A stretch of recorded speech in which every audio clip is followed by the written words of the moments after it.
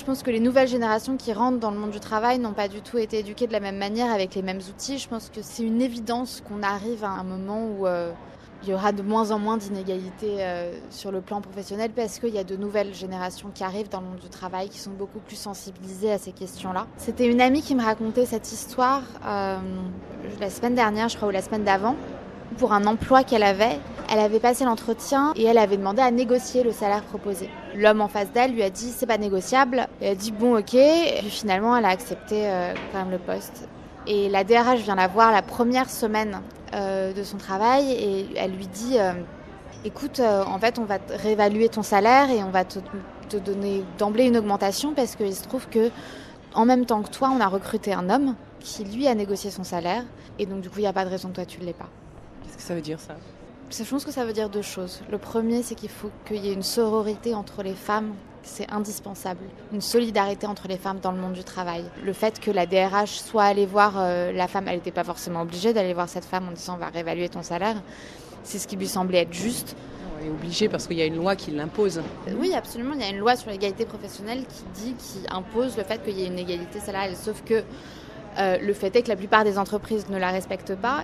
Pourquoi ? Parce que, en fait, en gros, c'est un avantage économique pour eux de payer les amendes plutôt que de respecter cette loi sur l'égalité professionnelle.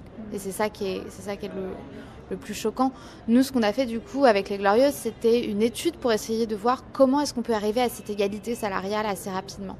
Et donc du coup, on a regardé les lois et les initiatives qui existaient dans le monde pour essayer de comprendre qu'est-ce qui avait été fait dans les pays où les inégalités étaient les plus faibles. Et en fait, on en a retenu 3 qui étaient très intéressantes. Une première, c'était comme en Norvège ou comme en Suède, le fait qu'il y a un congé parental équivalent aux 2 parents et avec un minimum de 3 mois par parent. Et donc le fait déjà qu'on sorte du congé maternité ou du congé paternité, donc finalement qu'il y a un genre dans les congés parentaux, ils se sont rendus compte qu'au bout de 10 ans, il y a eu vraiment une responsabilité conjointe des parents dans l'éducation de leurs enfants. Et donc du coup, c'était par exemple plus uniquement les femmes qui prenaient le 4/5e pour utiliser le mercredi et notamment emmener les enfants à droite à gauche, ce qui est le cas de beaucoup de femmes en France. Et ce congé parental, c'est extrêmement important. Pourquoi ? Parce qu'on se rend compte que les inégalités se creusent au moment du premier enfant. Et ce qu'on se rend compte aussi, c'est que c'est pas forcément lié au fait que la femme ait eu ou pas un enfant.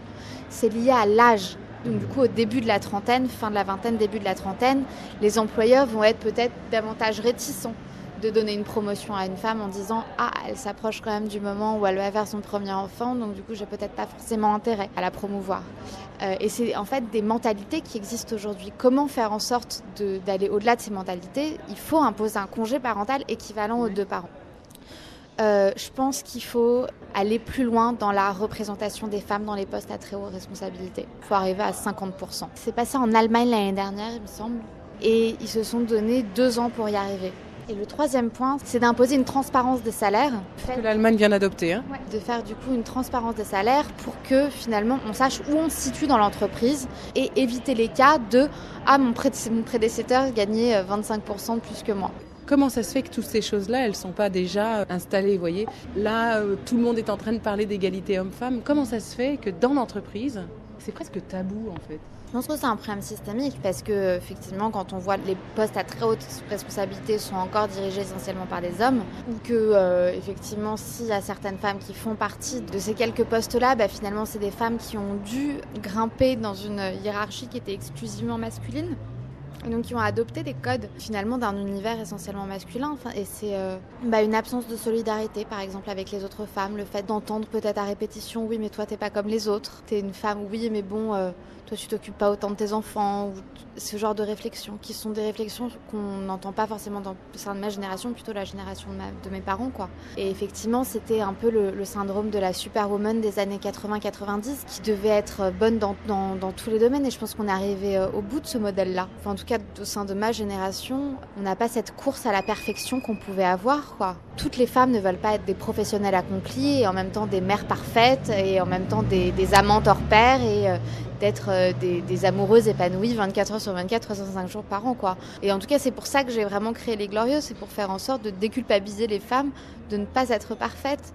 Pourquoi finalement cette aspiration à la perfection existait? Parce que dans les représentations culturelles, les femmes étaient parfaites. Et en fait, l'idée, c'était de créer un nouvel imaginaire collectif où les femmes sont vraiment les égales des hommes. Et donc, du coup, pour ça, il faut donner des références, que ce soit dans la publicité, ou que ce soit au cinéma, ou que ce soit...